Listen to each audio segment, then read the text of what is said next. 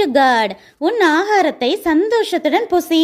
ஒரு சில ஆசீர்வாதங்களுக்காக பல வருஷங்களா தொடர்ந்து ஃபாஸ்டிங் இருந்து டயர்ட் ஆயிட்டீங்களா?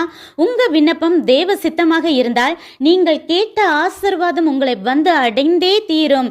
ஸோ எதுக்கும் கவலைப்படாம நீங்க போய் திருப்தியா சந்தோஷமா சாப்பிடுங்கன்னு தேவன் சொல்றாரு. என்ன சாப்பிட்றதே ஒரு பிளெஸ்ஸிங்கானு கேட்டா ஆமா, பலவீனமானவங்க கிட்டையும் வயசாகி இதை சாப்பிடாதீங்க அதை சாப்பிடாதீங்கன்னு சொல்லி டயட்ல இருக்கிறவங்களுக்கும் தான் நல்லா சாப்பிட்றதோட அருமை தெரியும்.